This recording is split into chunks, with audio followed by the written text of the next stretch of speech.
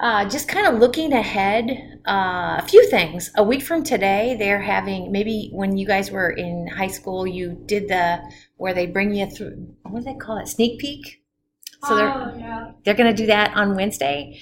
And so we're going to be invaded by high schoolers for about 10 minutes on Wednesday. So that'd be kind of fun.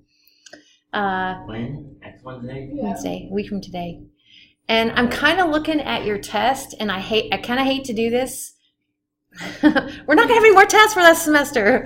No, I'm going to go ahead and make your test that Monday before Thanksgiving. So everybody, I know we all kind of switch gears and we're all like, oh, Thanksgiving. But that Monday before Thanksgiving, that's going to be your next unit exam. Because I don't want to do it before that because I'm not ready. So however far we get in this material, that's when we'll have our test. So that's the 19th? Okay. Watch for next Wednesday. Wait, shit happens to like that and get manuscript. It's like the Monday of that week. Yeah, I think that sounds right. Is that the 19th? Okay, the Monday of that week. So kind of put that on your radar. So we'll see. But, so we're going to finish this part, and the next part is short, and we're going to start the next part. So that's kind of how that all goes. So we've been talking about stars, and stars are, they make me smile. One of the things that makes me smile, a lot of things, is that what we learn in this class is that most stars actually have a companion. They're not alone. You are not alone. And it kind of makes sense. We're going to talk about how stars are born in later today. And the way stars are born, it makes sense that there could be more than one born at the same time. I have a question. So like with those stars, how they go like around around at the same time over a center point? What if one was bigger than the other? Would that light scale be different then? Yes. Yep, that light scale would be different. If like one's really bright and one's dim, then you're going to see a different kind of diminishment as the one scoots behind. Is that what you mean? Yeah, and they can use that to their advantage. It's all about, we don't do numbers in this class, but it's about numbers. You can I was going to say, analyze it. if one's just a little bit bigger than the other one and they're doing that, would it throw it off a little bit, right? When they got right It wouldn't be as much of a dip. Yeah, I got you. Yep, but if they're similar sizes, you could really get a big dip. The other thing, this is what I thought you were going to say, it sounds like a Reed sort of thing to say, is do they ever run into each other?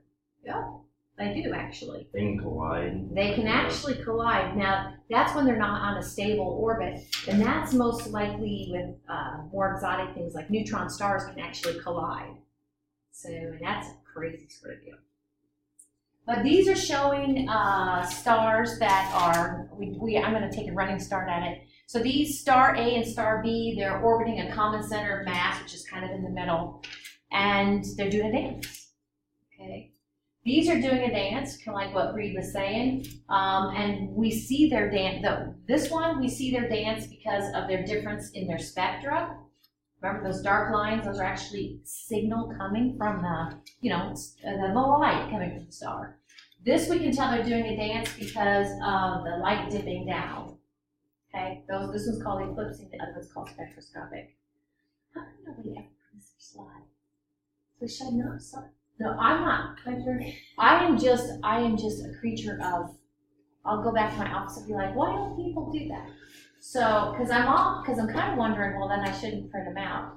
I'm debating. So I guess in the back of my mind, that's where I'm at, and you don't have. I didn't mean to guilt you into it. I'm just curious about human nature, I was thinking we were getting new slides, so that's why. Yeah. These are still old slides, and actually yesterday, or when we last met, I gave you 2 slides when we didn't get to. So, I don't know. Yeah, I really didn't mean to make you guys guilt you into getting them out, because if you're not using them, I'll stop printing them, I'll stop killing the group. But I just wanted to try it this unit. So, all right. So, we're all about kind of characterizing stars. Of course, we can look up at the stars and see the different colors. We already know that the color is an indication of how hot it is, how hot its surface temperature is. Another way we can kind of classify a star is how big is it. So the capital M means mass, And in science, what we do is we put a little subscript for mass of what? So big M, little sun means mass of the sun. And we compare other stars to the mass of our sun. Makes sense? So on the big end, and we're going to talk about why it is on the big end, but the biggest a star can generally be, and there are exceptions, are about 100 times the mass of our sun. The dinkiest a star can be and get off the ground is about 0.08 times the mass of our sun. So that's kind of the high-end mass, the low-end mass. Okay. And this is still kind of talking about, the word binary means two, so we're kind of back to the two stars kind of being together here. So this actually kind of confuses me. They're showing the dance between two stars. As it turns out, though, actually one is a star, revolution of two stars, one a brown dwarf. We'll talk about more what a brown dwarf means, but they're kind of a unique sort of set of stars. That's their dance. And we said that there are three types of pairs, three types of binary stars. One you see by their spectra, their lines. One you see by their light signature, that's eclipsing binaries. And the ones are, see, the first one is just visual. So to me, these are visual. We can actually see them. So when they do their dance, wherever the center of mass is actually an indication of and a direct result of the mass of the two things that are doing the dance. So you can see that where the pivot point is, it closer to the heavy one or the light one? The heavier one. Yeah, heavier one. And so that's kind of, and so scientists can use that. They can actually see how where their common center of mass is to understand the masses of both of them. We're not going to do this, but it involves math. So if we can see them orbiting each other, we can find the common center of mass, we can get to the mass of these stars. These dots, and actually we're going to see another kind of, this is a plot called a scatter plot. Scatter plots kind of remind me of, well, not, you know how like you do the Rorschach tests where they show you like you have to say what you see in the picture. Scatter plots are basically, we use them in science to see if there is a connection between two things. This scatter plot is luminosity, how bright the star is, and this is how massive it is. What would you say? As you increase mass, what happens to luminosity? Increase mass, what happens to luminosity? Does it go up or down? It goes up, yeah, it kind of makes sense. Increase mass, you increase the brightness of the star. So check how this luminosity is L compared to, dun, dun, dun, our sun. These masses are compared to our sun. Makes sense. All right. So hopefully, and I have one extra copy if anybody needs one, but I think everybody you should have something that looks like this. It's a one-sheeter. Everybody got that one?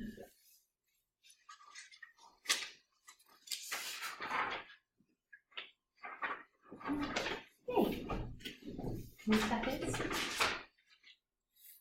So we're going to see another scatter plot. These two guys, this is Professor Hirschsprung, Mr. Professor, Doctor, I'm not sure, and this is Russell. So we have Hirschsprung and Russell, and they are like on different continents, and they were working with star data, and at the same time they found out the same cool idea. That happened in calculus too. I think it was Newton and some French guy. So yeah, I know, it's exciting. So they both get credit for this thing that we're going to talk about, Hirschsprung and Russell. So you're going to see both of their names here. So this is Hirschsprung, letter H, Russell, the letter R. So there's the last names. This is a Hirschsprung-Russell scatter diagram. Those dots, like we said, you saw before, those dots represent a star. Each dot represents a star. It just makes me smile. I just think stars are awesome. Stars help to kind of put things in perspective for me. One of the things we're going to talk about stars is how long they live their lives. How long has the sun been chugging away? Like 190 billion. like 4.6, about 5 billion years. So about 5 billion years. You're like, dude, really? You know, how long do we live? Less than 100. Most of us. Yeah, most of us live less than 100. Most of us live less than Most of 100. us. Yeah. Yeah, but I've got some friends that are, I'm really impressed. 101, 102. I guess I have one friend. Shouldn't exaggerate.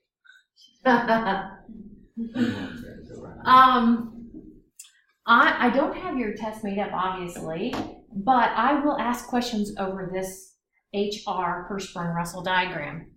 And the thing about the Hirschsprung-Russell diagram, so I'm going to write it up here, even though it's on the slide. The thing about the Hirschsprung-Russell diagram is along the, this would be the x-axis, we're going to put temperature, sort of. Remember the other day when we talked about the 7 spectral types, O, be a fine guy or girl, kiss me. That starting with the hottest one, O, be a fine guy or girl, kiss me. So this is hot, and this is cool. Sorry, my green's kind of going away. Hot and cool. So temperature, it's kind of weird. You start hot, you get cooler. The other thing is luminosity. Now remember, luminosity is you visit the star and you see how bright it is. You're like, it's wattage, it's putting out energy, that much energy. So right away, I'm going to go ahead and we'll talk about them more, but on it, this is my HR diagram, H-R diagram. And each of these dots represents a star. So I'll start up here, check this out. These guys, what do you think? They're really pumping out the energy, and they're very hot, right? There's a diagonal set of stars that goes kind of like this. And like this slide says, I'll have to circle it because I was like, does it really say that? I'm going to circle the word main sequence. And this is like I kind of saying, if you have your slide, you can circle it too. So main sequence stars. And then in that mess, you can find our sun. And our sun is kind of like, reminds me of the story of like Goldilocks and the 3 bears.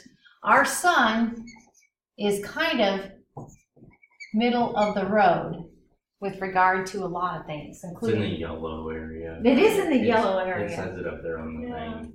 It says sun. It's right by Alpha Centauri A. Yep, very good. It does say sun. Excellent. And can you kind of see already when we look up at the nighttime sky, we see blue stars. I don't really see green stars, but I think, like I said before, I think that's a sensitivity of our eyes. I don't see green stars. I see yellows. I don't know if I see yellow, but I see orange and red. And it has to do with their surface temperature, as we talk about. But then the other thing with a scatter plot, and in science we had to figure out why this is there's a few stars down here, and they are different. They're a different stage in their life. They are white dwarfs, and we'll talk about what they are. Different stage in their life. And then there's a cluster of stars up here, and I usually just call them giants and or red giants. Okay, so I kind of mentioned a different stage in their life. So there's actually 3 stages in the life of a star. All right. So main sequence, again, that's a stage in the life of a star. I'm going to go ahead and put that as stage number 1. Now, the stage that a star, how a star cycles through its life, it's a little complicated. It has to do with how massive it is, how it cycles through its life, and how it begins. But how it begins its life, all stars begin their life here, main sequence. The sun is a main sequence star. Okay, we are about, I can round 4.6 billion years up to, we are about 5 billion years into being a main sequence star. And we've got about 5 billion years left.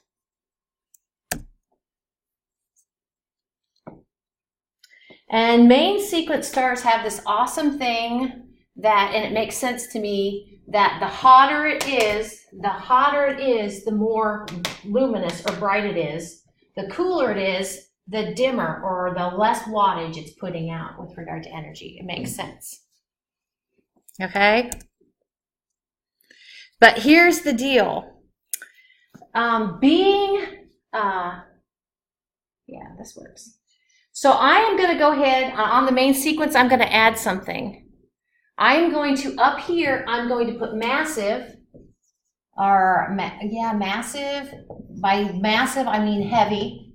And down here, I'm going to put low mass for those stars. And then an important thing, and it's a little bit counterintuitive, it kind of goes against your instinct. These massive stars, and what they do is they churn out a lot of wattage. They're very bright, and kind of like if you, I don't know if this would work, but they go through their mass very quickly. So they're massive, but they are short-lived. Short-lived.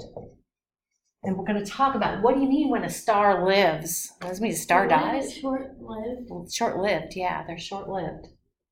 And these low mass are long-lived. What's that? I mean, like they die? Yeah, they die. They blink out. How do they do that? Did they just blow up? They do. Yep, we're going to see that these guys blow up, okay? And there's a tipping point. I think the tipping point is 8 times the mass of our sun. So these guys don't blow up, they just kind of fizzle out. Mm-hmm. So these guys fizzle, these guys blow up.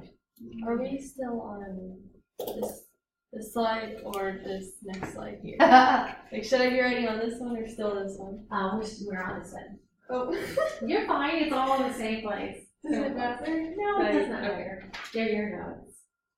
They're your notes. That's crazy. So, like, when it blows up, does it kind of collapse and then explode, or does yes. it just go? It is kind of a collapse. So these guys, when they blow up. Actually, they will have moved on the HR diagram. As they age, they're going to leave the main sequence and they're going to come up over here. So right before they blow up, they're over here. And so what happens is, and I'm looking at the periodic table. Fe stands for what element? What? Iron. Fe stands for iron. Fe stands for iron, yep. I thought you said Se. I was like, what? Se? I don't know what element Se. Fe. I don't even think it's a So what happens is basically they have, they're massive and they have a core of iron. So they're like, dude, one more time, I'm going to squeeze iron because that's what stars do. Squeeze it to make something, to make energy and something heavier. And they try to do that and iron says, nope, you're not doing it. So basically it collapses and it hits a solid core and then it's a just crazy energetic rebound. So you have stuff coming in still and you have stuff rebounding and it's blowing up basically. That's a supernova. Blows up. Yeah, that'd be cool. Mm-hmm. We've seen one of those though, right? I'm pretty sure. I remember science freaking out about it. They're like, oh my god. Well, it is cool. And like so when a star blows up, it gets really bright for about over a course of 2 weeks. Maybe it gets dimmer. So I mean, really bright. Depending on how close it is, pretty bright. So yeah, we get excited about that. And they also, when a star blows up, it leaves its guts behind and it creates like a cloud of stuff that new stars can be born in. So I just think it's a beautiful thing. And that's called supernova remnants. Yeah. So there's white dwarfs and then there's brown dwarfs. Mm-hmm. Which star makes the white dwarf and which one makes the brown dwarf? Okay, so brown dwarf we're going to see was a star that wanted to be and just never quite had the mass to make it happen. Brown dwarf never became a star. The white dwarfs we see on the HR diagram, actually that's what we're going to become, a white dwarf. The white dwarf, what we're going to do is in about 5 billion years or so, we're going to go up here and become a giant. We're going to be kind of doing something different in our energy. And then we're going to be done. And I told you that these guys just kind of fizzle. They just kind of blow off there. We kind of blow off our material, create something pretty in the sky. And actually then what we do is when we retire, our little corpse thing is going to be this white dwarf down here. So sometimes with white dwarf, I put retired star. And then if you're thinking, and you're right, you're like, well, we can't stay. White dwarfs are glowing. Well, over time, we're going to stop glowing. We're just going to kind of turn into, we might turn into something that's called dark matter because you can't see us because we're not glowing anymore because we have no way to create energy. We just cooled off. So that's kind of.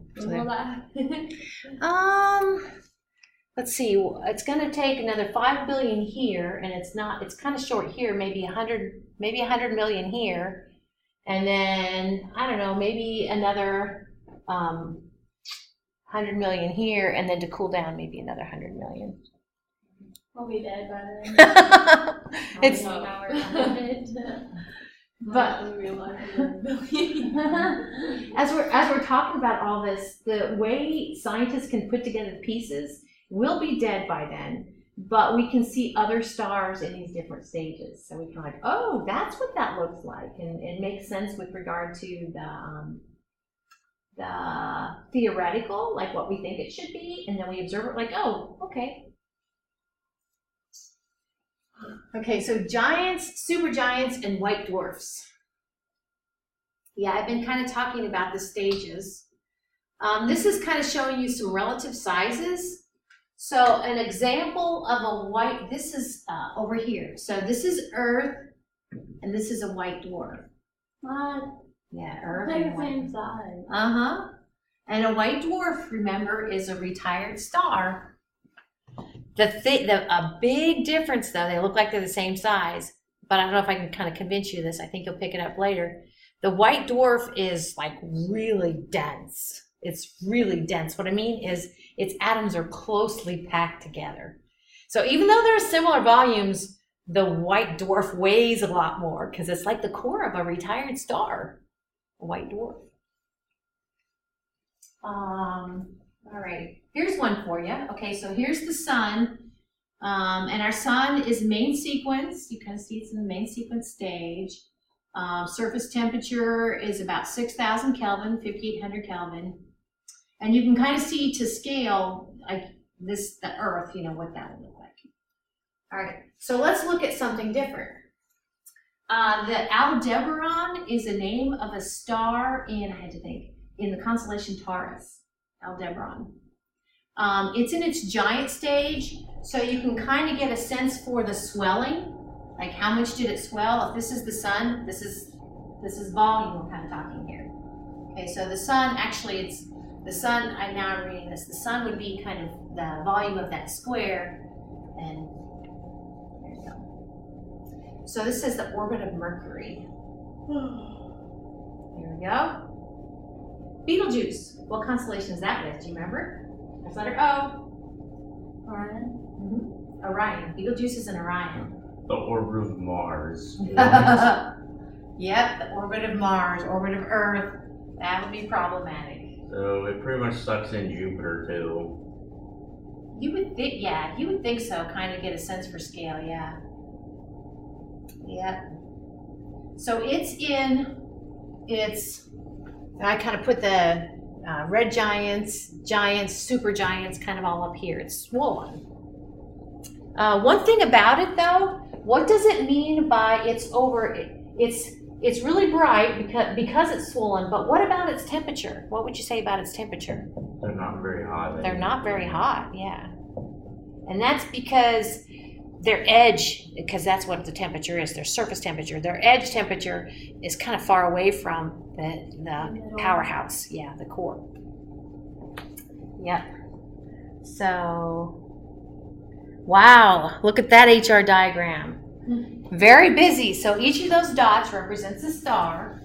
But can you see where we have our stars? You can kind of see the main sequence. And does this make sense to you? Kind of, you see this dripping kind of, yeah.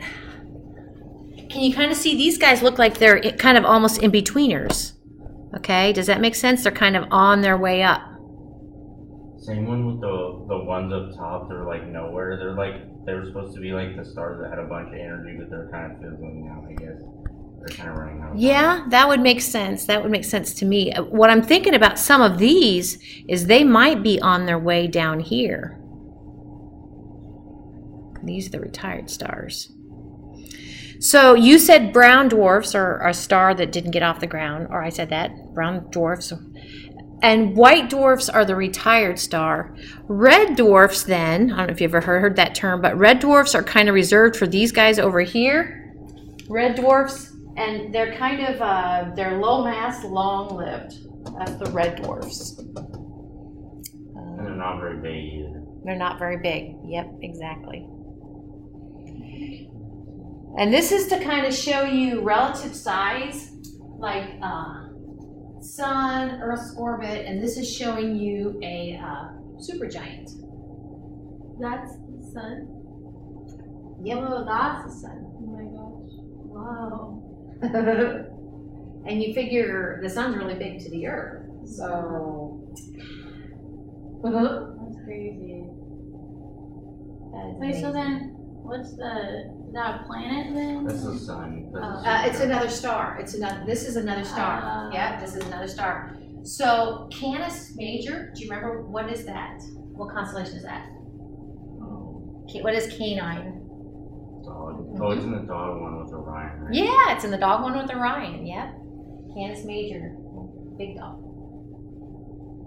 So we are all that, but we're kind of not all that. So this is kind of fun, I think. So speaking of Canis Major, a really bright star in Canis Major is Sirius. That's Sirius. Seriously, that's Sirius. Okay. Now, if you if you switch wavelengths, instead of looking at visible, look for a thermal signature. You can see a companion hiding. So there's a companion. Can you see? These are both the same thing. It's just because he's so bright that he kind of hides it, right? This is because he's so bright and visible light. So if we kind of look for, switch up what wavelength we're looking at, we can see him. Yeah. So my point is if you read the caption for B, that is a white dwarf. That's a white dwarf right there. Now, one thing about it, so they're companion stars, the white dwarf and the real live star. What I like to think of is that white dwarf, I can put WD for white dwarf. Did it used to be on the main sequence? Yeah. So it's kind of fun, I'll put WD. It's kind of fun to think of it, that pair of stars in their heyday. So I don't know, maybe it's just me. Oh, isn't this beautiful? This is one of my favorite sort of objects in the nighttime sky. I think we saw up on the hill maybe one of these. It's a cluster of stars, but it's called a globular cluster. A globular cluster. Okay, and globular clusters have names. Like there's a globular cluster in Hercules called the Hercules cluster. Okay. There's a globular cluster in Pegasus, which might have been the one we looked at, called the Pegasus cluster. The other thing is, I don't know how much I emphasized it before, but if you see something, I think I did a little bit in clear back in Unit 1, that has M, so M80, it's not a munition. The M here stands for Messier. So Professor Messier was looking for comets and was getting annoyed by a bunch of miscellaneous stuff. These are the Messier objects. Each box represents a different object, and he had his grad students say, hey, set that aside because it's not a comet. Well, we love the Messier list. So M80 up here looks like this, okay? Globular cluster of stars. Yes? The cluster we looked at was the one that was like the giant W. I don't remember what they were called. It was like the sisters or whatever. I can't remember what they were called. It was like a... Oh, was it did we see the Pleiades? Open cluster? There's just like 4 stars right together. Oh, no, yeah. I kind of remember. That was it under the W kind of? Yeah. Yeah, under Cassiopeia. It was an open cluster. Yeah. Yeah, kind of remember that. Yeah, very good. Well, globular clusters are busier than open clusters, but they're both awesome. So we're kind of finishing up this part and saying, what do we know about stars? Well, we know they have different brightnesses, okay? Remember, luminosity is wattage. So in context of our sun, we have this sort of range going on. What does 10 to the minus third mean? What is 1 times 10 to the minus third? 1 times 10. Oh, it's 0.001. Yeah, I should say fourth, because there's fourth up there, sorry. 10 to the minus fourth, yeah. You move the decimal place over 4 places this way. So I'm liking 1, 2, 3, 4. So put the decimal here. Yep. 0.0001. Yep. So that's how bright it is compared to the luminosity of our sun. On the big end, what's 10 to the 6th? Oh, it's a million. Yep. It's got 6 zeros. Yep. So a million times how bright our sun is. So do you guys remember, what did I say was the most massive star could be in terms of how it relates to how massive our sun is? You guys remember that? 800 times. Go up. Go up. You said 800, so go down. Go down. 100. 100, thank you. Yep. 100 solar masses. Very good. I know where you got the 8 from. I know where you got the 8 from. How little can it be? 0.08. Yeah.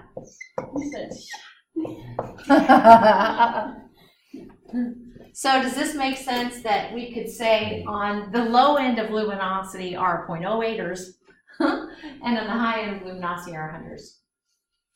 Okay, with regard to how hot the surface temperature of a star can be, again, kind of following that down, the light stars aren't going to get very hot on their surface, 3000 K. Do you guys remember how hot is the surface of our sun? No. Kelvin. Oh, wait. Is it 4,500? I feel like I'm playing Prices Right. Up a little bit, but you're in the ballpark. In the ballpark, 4,800? Up. 5,000 something. 5,800. 5,800. Oh my God. And then the last thing with regard to, well, how massive they are. Okay, this is kind of, and in the next part, we're going to kind of talk about why does it, while we're at it, check this out. Over here to the low mass ones, I'm going to put brown dwarf.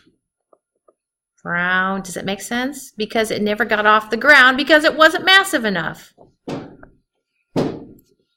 Okay, if it's less than 0.08 times the mass of our sun. Okay, so how long do they live? Well, if we kind of use our sun as the baseline, 10 billion years, because that's kind of like 5 plus 5. Use it as the baseline. What did I tell you? If you have more mass, are you going to live longer or shorter? You have my mass. Shorter. You're going to live shorter. Yeah, high mass, you're going to live short. High mass, short. So what do I mean by short? Well, if you have 10 times the mass of our sun, then you're only going to live, instead of 10 billion years with a B, you're going to live 10 million years. Now I know it's like, these are inanimate objects. What do you mean by live? They'll never have a heartbeat and all that. But we'll think of it this way. They're talking from the time they come to be until the time that they pretty much come sort to of, and I think it says this life expectancy as it's on the main sequence. I should qualify that. Once they leave the main sequence, I'm kind of saying that their life is almost over. Okay, so as a main sequence, yeah. So what about if you're lighter than the sun? Well, if you're a 10th of the mass of our sun, remember you guys told me 0.08, that's the cutoff. So a 0.1 is getting kind of close to 0.08. Well, how long will you live? Well, instead of 10 billion years, you're going to live 100 billion years. How fun is that? Yes. So pretty much what we got to do if the time comes, it's going to start we gotta start moving. We're gonna need to find a red dwarf, but like that also has a habitable planet and we can live there all year. And the whole thing about planets, what makes them habitable is kind of, I bet you've read this too, it depends on how close they are to their star. Mhm. Yeah. And so for the dimmer ones, for these guys, yeah, because these guys can last forever. So I see what you're saying. If we're relocating, well, let's relocate somewhere that's gonna last longer. But then you're also have to find a planet that's closer. Right. So it gives off less Find one that's closer, and that star should be nice and stable.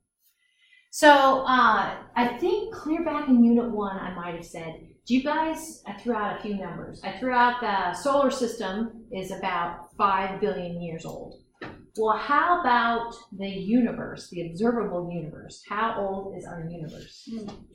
Really old. Yeah, so instead of 5. Really old. It's funny because it's really old, but when I think about it, it's not. It is, but it isn't. So you're looking at about 13.8 billion years, which is old. Okay, that's our universe. And we'll talk more about that in the last unit of material, I think. But so to me, check this out, 100 billion years. So, dude, if they were made at the time of the Big Bang, they're still going.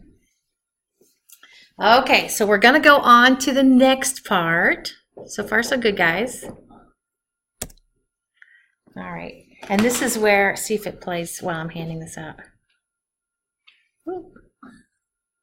By the Hubble Space Telescope, that good old HST, and it looks really cloudy.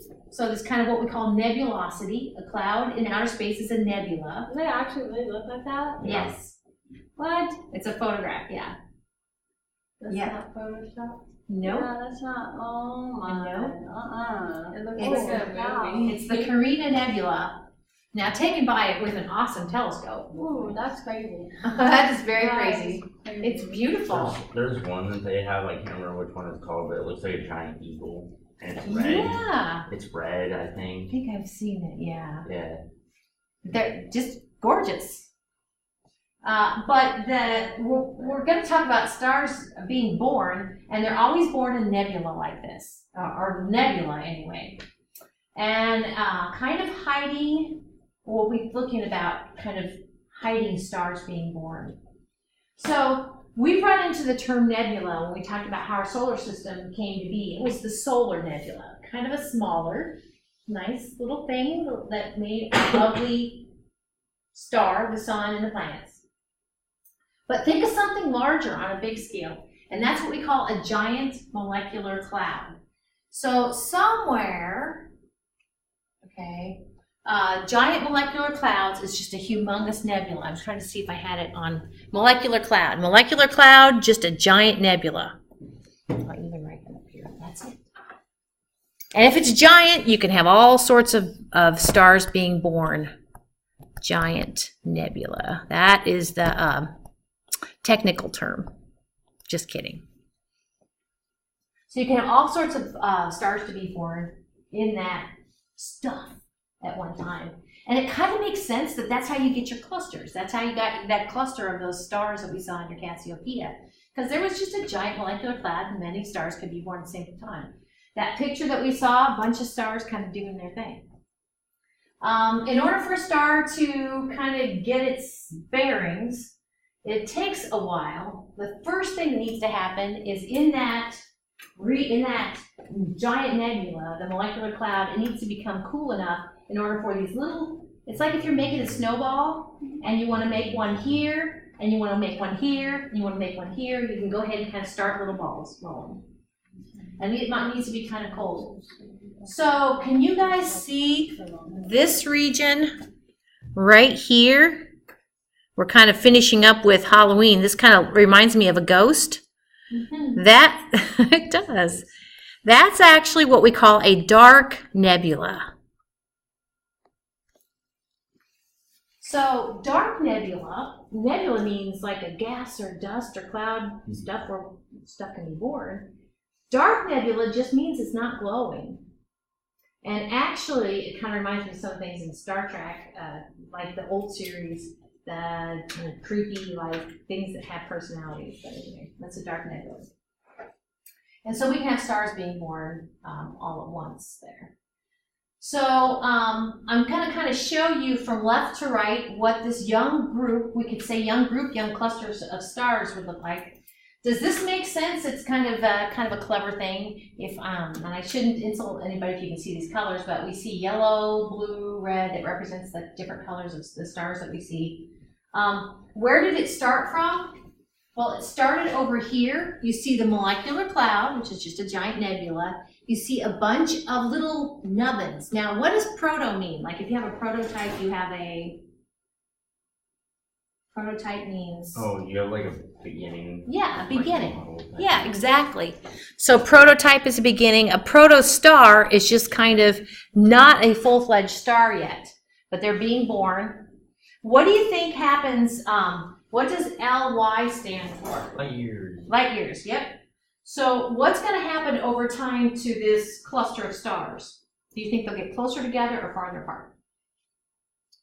How many people think that stars will get closer together? How many people think they'll get farther apart? Well, we got 1 and 1. Okay. So they are getting a little bit farther apart. It looks like they're getting bigger too. So farther apart. So they kind of, over time, this old group here kind of has a little more space between them. So this actually is something that I photographed from Orion. This is in his belt region. So, and it's called the Orion Nebula. It kind of looks like go back. It kind of looks like a dark nebula. You can see dark clouds that are just like black. It does kind of look like a dark nebula. You photographed that? I did.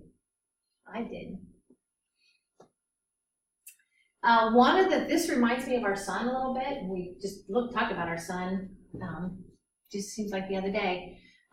We said that our sun actually, where's the hottest part of our sun? And it's not in the atmosphere. If you're looking at the atmosphere and the center, where's the hottest? Yeah, the hottest part is in the core. That's where it's creating its energy. And as it creates its energy, we have this outward pressure, okay? But we also have this inward kind of pulling on the stuff of the star called gravity. So, this is up here, but I'll ask in terms of our sun. Is our sun expanding because of the energy it's creating, or is our sun getting smaller because of gravity, or is that balanced out? There's 3 choices. Getting larger because the energy is creating, getting smaller because of gravity, or are those balanced out? Oh, it's getting larger. Probably needs to be a little larger, but no, it's basically balanced out. And actually, as a star is in this stage, it's balanced out. If something's balanced, we call it an equilibrium. I have a question. Yes. So is there any pull on, I guess, the sun from all the planets going around it, but like the sun trying to keep them in orbit, or is it just... There is, the way gravity works is there's an equal and opposite, there's a pull on both objects. But the strength of the pull is related to its mass. It's probably not as noticeable on the sun as it is somewhere else. Exactly. And kind of related to that, a few years ago, so if I go ahead and make this the sun, a few years ago, and where the planets are relative to the sun, they call that the configuration. So there was a configuration where the planets were kind of lined up like this, because we're orbiting the sun, but we can all be kind of, even though these guys go slower, these guys go faster, we can kind of be lined up. And they were like, oh my gosh, there's going to be a gravity issue because all this gravity in the sun, it didn't happen like that. So stars that are in their main sequence are at this, what we call hydrostatic equilibrium. Is our sun on the main sequence stage? Yes. All right. So a bunch of stars can be born in the same giant molecular cloud, the big giant nebula. So how are they born? Well, I said it needs to cool down before you can start your snowball. And so picture this kind of orange ball right here as your giant or your molecular cloud. And can you kind of see these hot spots right here? These hot spots are places where stuff is coming together to start to ultimately maybe I almost said planet, ultimately maybe make a star, okay? So it kind of continues to pull stuff together. This is a very disorganized early part within a molecular cloud to make stars. Okay. So this is a molecular cloud, okay, coming together, and you kind of see pressure at the poles, okay. This is actually just trying to kind of show you from left to right a star being born in a molecular cloud. So back to, I think this was our opener. Well, this is the Eagle Nebula. So this must be different. But kind of hiding here are little proto-stars. So they aren't full-fledged stars, but they're hoping to be stars one day. What constellation is this? Oh, Orion. It is Orion. Betelgeuse is that bright star in the upper left. Okay, so here's what Orion looks like in just seeing it. Here's what Orion looks like if you were to look for the thermal signatures. So, There's a nebula right exactly, there's a nebula right here. It's a lot busier than it looks in visible light. So these are protostars. Protostars, there's a cool nebula up here you can't even see. That's the one I photographed, but even this is the Orion Nebula. This one is enhanced, see green. Oh, I don't know, just where baby stars are being born. This is a closer look at the Orion Nebula.